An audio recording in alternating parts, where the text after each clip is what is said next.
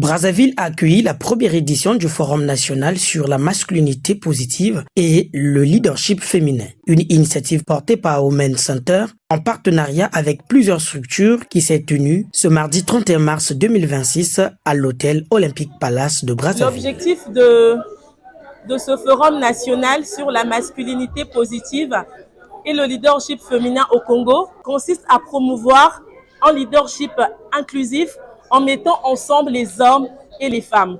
C'est pas le leadership féminin ne se résume pas à un combat contre les hommes, mais ici il était question de faire à ce que les hommes et les femmes puissent fédérer ensemble pour une société plus juste, plus équilibrée et plus inclusive. Organisée dans le cadre du pacte du 8 mars, cette rencontre a réuni un public diversifié, hommes et femmes, entrepreneurs, journalistes, experts en communication et en management, ainsi que des acteurs de la société civile autour d'une problématique centrale: comment construire un équilibre entre le leadership féminin et code masculin. Cette question se pose encore aujourd'hui. Il y a une forme de rivalité dans certains milieux, surtout professionnels. Il y a des hommes qui, jusqu'aujourd'hui, n'acceptent pas qu'il y ait des femmes compétentes, qu'il y ait des femmes qui puissent occuper certains postes de responsabilité, qu'il y ait des femmes capables de conduire certains projets. Nous ne sommes pas des rivaux.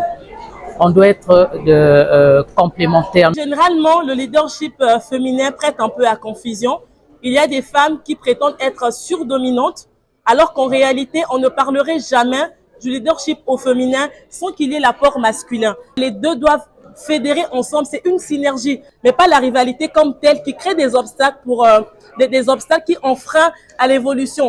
Placé sous le thème « Quand le leadership féminin bouscule les codes masculins, comment construire un équilibre ?» Cette première édition s'est déroulée dans une atmosphère dynamique et interactive. Entre échanges francs, partage d'expériences et prise de position assumée, le forum s'est imposé comme un véritable espace de dialogue et de réflexion. Au-delà des débats, cette initiative se veut le symbole d'un engagement fort en faveur d'une société plus équilibrée et harmonieuse. Une édition inaugurale qui laisse entrevoir des perspectives prometteuses pour les rendez-vous à venir, portés par une vision à la fois ambitieuse et inclusive. Ce forum, c'est vraiment tout un projet qui est établi.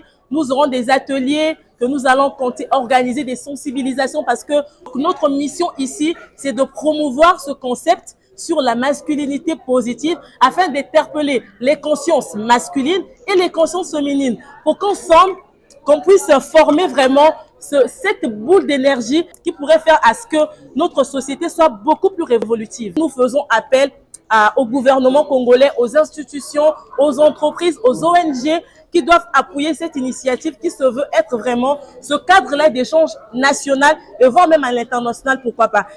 Un des moments phares de cette rencontre, la signature du livre d'or marquant l'engagement des panélistes et des invités de marque. Un geste symbolique, mais porteur de sens qui fait désormais d'eux les ambassadeurs de cette initiative citoyenne et sociale.